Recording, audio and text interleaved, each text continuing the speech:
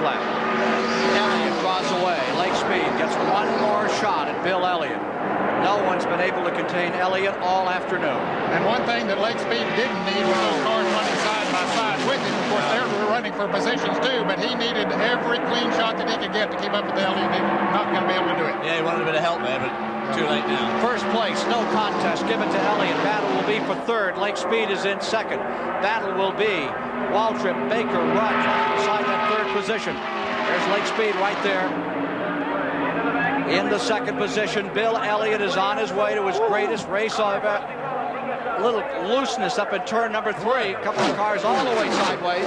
Here they are coming back to the line. And after dominating all day, his crew out on pit road, Bill Elliott wins the 1985. A battle once again for second position as Richmond and Darrell Waltrip go side by side, and then Richmond sideways there out of turn number 4 as Buddy Arrington got a little bit in the way as those two race for position. The white flag is out. We're on the last lap. We'll continue to watch this battle for second position because Elliott is going to win this race with no problem, and it looks like that Waltrip is going to hold on for second, but Richmond may challenge here in turns 3 and 4. We're going to move up, I'll tell you. It looks like Tim may have had the line, but Buddy Arrington was there, and there wasn't anything Tim could do about it. Here comes the win. Bill Elliott takes the checkered. He wins the race. Second position. Oh, it goes to... Hearing him, but then they glance back to Cale Yarborough and Kyle Petty. That's going to be a whale of a finish. Going to be equally as good for that fourth spot between Bobby Allison and Ricky Rudd as they began to dice around for that spot. It's on the last lap. The white flag is out. Bill Elliott is pulling off. Cale Yarborough trying to break the draft on Kyle Petty using the low side of the racetrack. Elliott passes us. Now Cale and Kyle coming back off the corner. Cale now tucks in behind a slower car, uses him as a pick as Kyle went to the inside, but that path was blocked off. He now goes to the high side of Yarborough going to turn 3. Here's Kyle Petty up on the outside of Kyle Yarborough. It's Petty and Yarborough going for second. Here they come off the turn. They're door handle as your leader sweeps into the tri-oval. It's Petty on the outside. Bill Elliott comes down and will win the Winston 500, but they are still door-to-door for second spot. Cale Yarborough and Kyle Petty, the two Ford Thunderbirds, ride door-to-door as they come to the line. Who is it going to be? It will be Kyle Petty. By what? White flag. One more to go. No yellow. It's going to be a dash to the finish, but I don't think anybody's going to catch Bill Elliott. We'll see. Well, let's keep our eyes peeled on turn number 1. Remember what I said about Wallace, and right now NASCAR officials are checking on it. It's slippery down there. Well, Elliott gets out of shape. Yeah, he got way high, and so does Harry Gant for that matter. Gant's still out of shape. Now Elliott's down to the extreme inside of the racetrack, and the yellow is out. But they race back to the checker. They're going to race to the yellow or the checkered flag, so whoever comes out on top here next time around is going to be the winner of the race. Boy, it was almost handed to Darrell Waltrip. Right now, Elliott has built up an insurmountable lead. Unless he runs out of gas. I don't think he will because he pitted about 15 laps ago. This is going to be his. Not much chance of that happening. Gant pulls in, though, ever so slightly, but I think that Elliott is going to win this race. There they go by Rusty Wallace's very slow car that apparently blew an engine and deposited some oil down in turn number 1. Here they come off of corner number 3. Elliott down to the inside, looking for the checkered flag, and he gets it. Bill Elliott wins the race. Gant is second. Waltrip. White flag coming out. You'll see it. That's about all that Bill Elliott saw of it. What you saw of it is we're into the last lap. He can just about coast her home from here. He has a 17-second lead, a little less than 17 seconds now, but he can just about coast her home. But if it should burp right here out of 2, say hello, Darrell Waltrip. Here he is back straightaway. Motoring, being as conservative as he can with his car. What a beautiful car these people put out. Their garage may not be the most sanitary in the world, but their cars certainly are some of the most beautiful when they bring them out to the racetrack. Every time they bring them to the racetrack, it looks like a brand new automobile. And it's prepared that way. Bill Elliott seeking just a little more mileage, searching to get that victory under his belt and win his 7th race, crown on its feet, and Bill Elliott has done it. Car number 9 comes across the line, and the Elliots of Dawsonville, Georgia have won. Distance, but not quite as the engine lets go on that car. The white flag comes out. Bill Elliott is on his last lap on this 2-mile tri-oval here at Michigan. He doesn't have very much activity in front of him. It should be easy going for him here on this last lap off of corner number 2 now and setting the car into the backstretch. Elliott from Dawsonville, Georgia, 29 years of age. Kyle's and Kyle in trouble. Petty also has an engine let go. Mike Waltrip and Kyle Petty with engine problems here on the last lap of the race. Meanwhile, Bill Elliott keeps the car in the middle of the racetrack, not stretching it by any means, not taking a chance of anything going wrong. Bill Elliott signals that he accepts the checkered flag, and Bill Elliott has won the Michigan Championship. Points at Dale Earnhardt. Waves the white flag. Earnhardt acknowledges he goes into turn number 1. He is following Darrell Waltrip. Dave Marcus is between Dale Earnhardt and Tim Richmond. Through turn number 3, turn number 4. Here comes Dale Earnhardt. He will sweep both races at the Bristol International Speedway in 1985. Flag is coming up this time around. You can see the fans urging him on. Bill Elliott has just 1.366 miles to go. Elliott around turn number 1. There's Ernie Elliott, the man who makes all the decisions down in the pit area. Elliott is out of turn number 2. He's down the backstretch. Bill Elliott at this historic old race plant is running in the tire tracks of people like Johnny Mance, who won the first race back in 1950 here. Bonnie Flop, Buck Baker. Bill Elliott is racing into the record books. Bill Elliott is going toward immortality. Bill Elliott gets the checkered flag. Bill Elliott has won an additional $1 million in 1985. Total of 1 foot. White flag out, one more lap to go, and Jerry Labonte can negotiate this traffic in front of him. Oh, Harry Gant, just a couple of car lengths back. Labonte moves up on the leading rookie in the race, Alan Kulwicki, who gives plenty of room to the race leader. Gant goes flying into turn number 3. Last chance, but he's high up in the groove. Labonte comes off turn number 4, and Labonte will face the checkered flag and win the Goodwrench 500. 2 laps remain of the Budweiser 400. Tim Richmond about a 4-car length advantage over Darrell Waltrip, and seemingly opening it up a little bit. Remember, the last lap we saw, Richmond and Waltrip entered turn number 6, bumper to bumper. But now it looks as if Richmond has opened up a little bit. But the last car coming up, that could play a role in the next couple of feet. Look at this. Big problems in turn number 9. It is J.D. McDuffie, Harry Gant, and Michael Waltrip. And oh, Lord, in turn number 1, Jerry Labonte has driven through a concrete wall. We'll get back to that in a moment, but let's not forget, the caution will come out, but the leaders will race to the flag. So down the back straightaway they come. It's still a race for these guys. There is Darrell Waltrip's wife, Stevie, very concerned. They're going to come around turn 9 and race to this flag. Let's see what happens. It is Tim Richmond with the advantage. Darrell Waltrip, this race will undoubtedly finish under yellow. So this is the last lap. Richmond got down a little bit too low. Richmond now with both inside wheels off into the dirt. Now he goes a little high. That's get over the door for Darrell Waltrip. Sideways is Richmond. Look at this. This will be the finish of the race. It is Darrell Waltrip. You know that yellow is going to stay out. 7, the white flag is out. The last lap, the Budweiser at the Glen.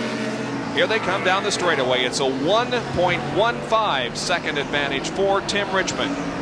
If Darrell Waltrip is going to make the move, he's going to have to do it soon. He goes to the inside and passes George Fulmer, a slower car. Look at Earnhardt get sideways coming off of corner number 1, but he keeps that 3rd spot. These guys are working here. They are working good. Tim Richmond is pulling away, it appears, on Darrell Waltrip.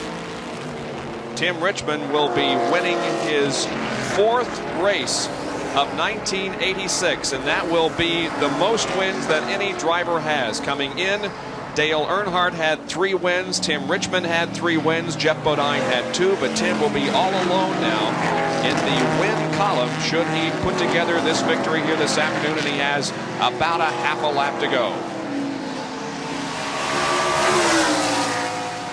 Down the backstretch for the final time. It's still about a 1-second lead for Tim Richmond, but he's looking very, very strong. He's in corner number 7. Tim Richmond is about to win the Budweiser at the Glen. He raises his hands, comes off the 7th corner, gets a little bit sideways. The back tire's off the course, but it doesn't make any difference. Tim Richmond has won the Budweiser. The white flag, Bob. One more lap around this 1.366-mile track they call Too Tough to Tame, the Lady in Black, Darlington International Raceway. what a day it has been, with rain, with accidents, with Jeff Bodine running out of fuel, with Bill Elliott losing control and scraping the wall, giving up the lead to Tim Richmond, who is the pole sitter. Here comes Tim Richmond for the checkered flag in the Southern 500 off of turn number 4. Here he is. Tim Richmond wins the Southern 500, the 37th annual running of this race. One lap to go. When they come by this time, Harold Kinder drops the white. Whoa! Wild, loose for a moment is number 5, and here comes Earnhardt. Dale Earnhardt running Bodine wheel to wheel. Now who's going to give? It is Earnhardt taking that second position away from Jeff Bodine. Magnificent move off turn number 9 as they continue to thrash him around. Earnhardt got up beside him off of turn 9 and held him even through turn 1 and just beat him down into turn 2. And look at him pull away.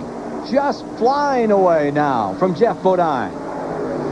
The only place he seems shy on power was in that long back straightaway. There he was hurting. Everywhere else he has it covered. It'll be interesting to see what Bodine does as they come down for the finish. He's got Darrell Waltrip to worry about now. Darrell Waltrip is riding his back bumper. Almost wonder if something's gone away on car number 5. Here it is. The last time down the straightaway. Richmond in front. There is that Bodine car, followed by Waltrip in the 4th position. Waltrip looks like he's on his way into that second place in the standings. The last time into turn number 9. Tim Richmond there. Dale Earnhardt second. Jeff Bodine in third. Darrell Waltrip in 4th. But Tim Richmond riding just an incredible finish to this 1986 season. He's coming on to win it. It won't be enough to give him second place in the standings, but it certainly will help his pocketbook. To the line. Across for the checkers. Reeling in. Elliott with 1 lap to go. He's 12 car lengths down as they cross the stripe. 2.5 miles remaining. Richard Petty closing in. There's Parsons in that Harry Hyde car. Moving up. Ford in first. Chevrolet in second. Pontiac in third. Daytona 500. Down to it. Final lap. Elliott staying low on the racetrack. He knows that he's just got to stay down there and hope that Benny Parsons can't catch enough draft.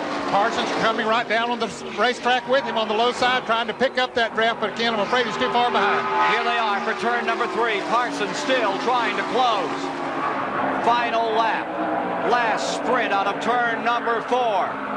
The pride of Georgia, Bill Elliott, straining car number 9 to bring it home and give Ford and give the folks of Georgia something to cheer about. He comes across the line to win it by about 10 car lengths. Tri-oval down, Harold Kinder. Look, the flag is out. This is for the whole banana. Car number 9, Elliott stays in front. Here comes Davey Allison trying to close. Final lap is underway. Here comes Earnhardt in number 3. First 3 cars back straightaway. Allison pulling up. Elliott on the inside. Allison on the outside. Now swinging back to the outside goes car number 9. It's Bill Elliott back into the lead by 2 car lengths. Turn 3. He was trying to break the draft, and he did a good job of it. But let's see, here is where the crucial point is. Coming off of this turn, it's a long way to the start-finish line, Ken, from turn 4. Joey Knuckles, crew chief for Allison, looking on intensely. Here they come, driving to the tri-oval. Final time, final moment. Davey Allison moves it out. He's going to take one last shot at the line. Give it to Bill Elliott. Elliott wins. Kinder waves the white flag. We've got 1 more lap to go for Bill Elliott. He moves into turn number 1, and he has open racetrack in front of him. I don't think he'll have to contend about passing anybody else in his final lap here at Atlanta. Halfway down the backstretch now. Half a lap to go for Bill Elliott. For the final time, he moves the car in turn number 3, keeping the car about midway in the racetrack. Now enters turn number 4. Exiting turn number 4, Bill Elliott from Dawsonville, Georgia, wins the final Winston Cup race of 1987. The Atlanta Journal. Be a left side tire with a very slow lead. And the white flag comes out for Terry Labonte. Terry Labonte, originally from Corpus Christi, Texas, now from Archdale, North Carolina, is on the last lap of this First Union 400. Down the backstretch, Labonte in the Budweiser Chevrolet, prepared by Junior Johnson, whose place is just down the road. Labonte off of corner number 4. The checkered flag drops, and Terry Labonte wins his 8th Winston Cup race of his career. Berggren, as we came on the air, predicted that this was Bill Elliott's race, and perhaps he's going to be right. They're in the final lap of the Southern 500. Bill Elliott with a 2-car length advantage over Rusty Wallace. Off of the second corner and down the backstretch. Rusty went through that second turn high for the first time in a long time. Now let's see. It looks like the interval is going to widen here on the final lap. Elliott puts the car way up against the wall. So is Rusty Wallace. Here they come off the fourth corner. It looks like it's going to be Bill Elliott winning, I think. Because he's such a class act kid. But Bobby Allison, the way he sounded today, that's 1,000 times better for me. And we love you, Bobby, and can't wait to see you at the racetrack. Going to hold up his number, number 84.